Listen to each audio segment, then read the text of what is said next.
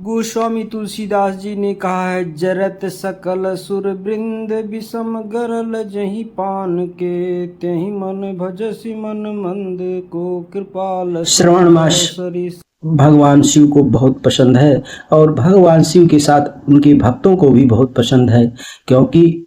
इसी श्रावण मास में समुद्र मंथन हुआ था और समुद्र मंथन के बाद जो हलाहल विष निकला था उसका पान भगवान शंकर ने किया था, जिसके कारण उनका गला नीला पड़ गया था और गले नीला पड़ जाने के कारण वो नीलकंठ कहलाए। और जब भक्तों ने अर्थात देवताओं ने जो है उनके शरीर पर भारत की पवित्र नदियों गंगा, गोदावरी, ताप्ती और क्षिप्रा नदियों से जल ला करके उनके शरीर पर जलाभिषेक किया और लगातार जब करते रहे तो उनके शरीर का ताप, उनके शरीर की गर्मी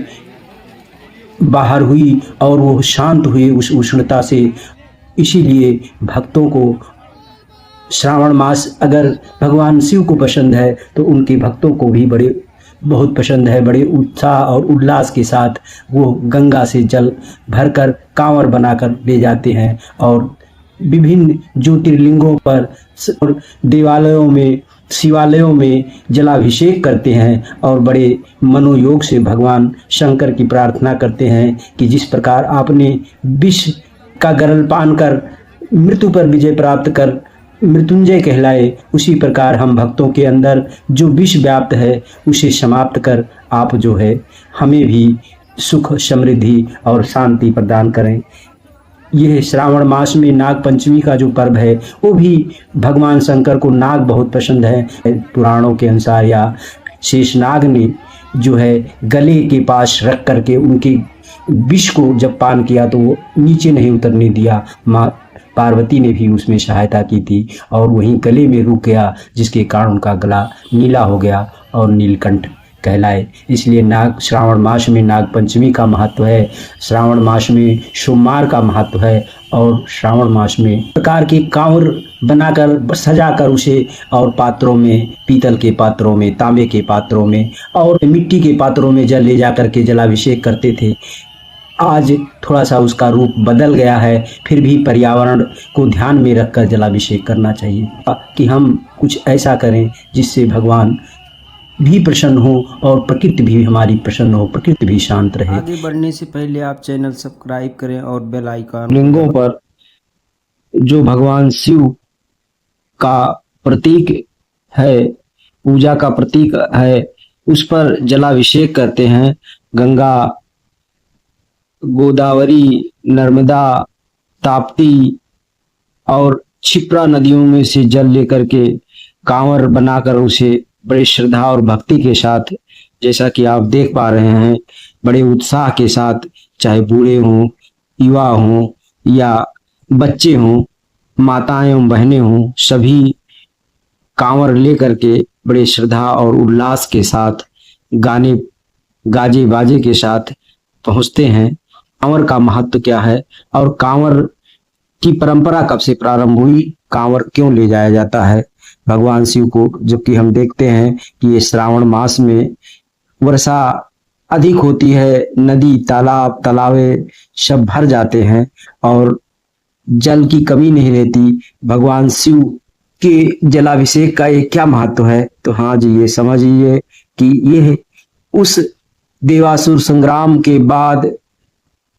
समुद्र मंथन हुआ अमृत प्राप्त करने के लिए, जिसमें देवता और असुर दोनों सम्मिलित हुए थे और समुद्र मंथन के बाद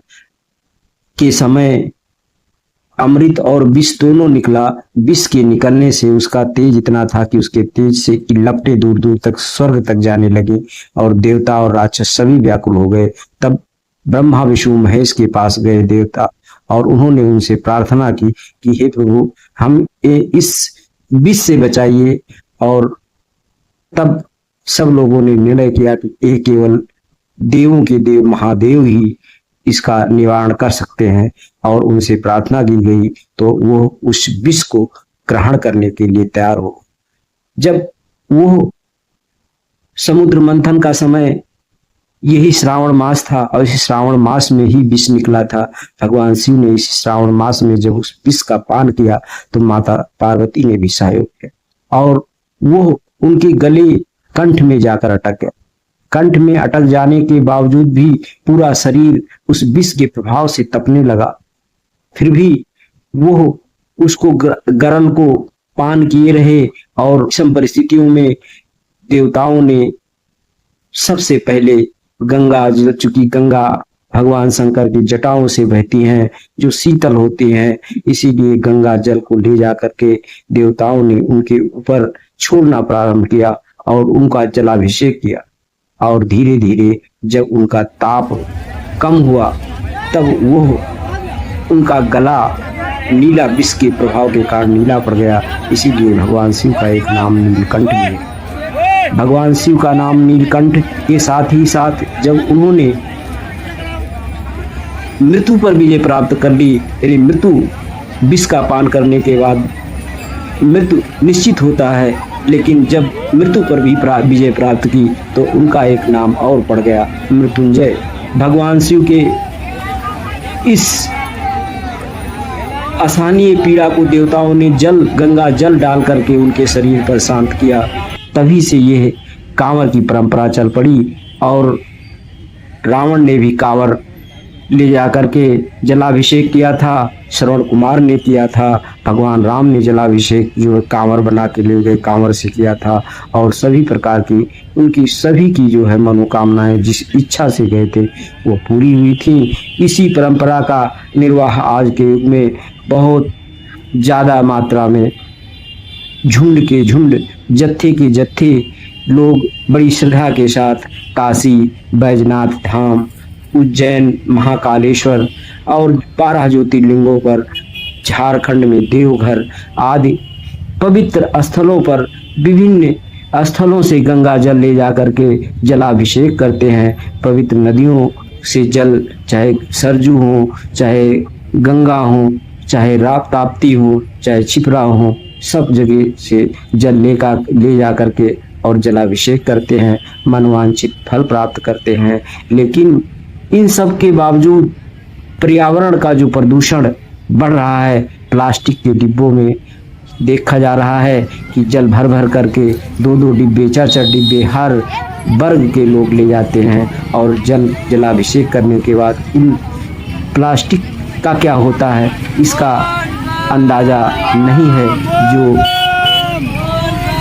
जलाने पर भी पूर्ण रूप से नष्ट नहीं होता। इससे हमारी धरती माता का प्रदूषण बढ़ता है और समाज में एक प्रदूषण के कारण महामारियों का प्रकोप भी पड़ता है और उससे बचाव के लिए हमें बड़े सावधानी के साथ जलाभिषेक करना चाहिए और पर्यावरण को सुरक्षित हम रख सकें ऐसे जो है पात्रों में जल ले जा करके भगवान शिव को बड़ी श्रद्धा के साथ चढ़ाएं और मनोवांछित फल प्राप्त करें, ऐसी मेरी मनोकामना है। ओम नमः शिवाय, ओम नमः शिवाय।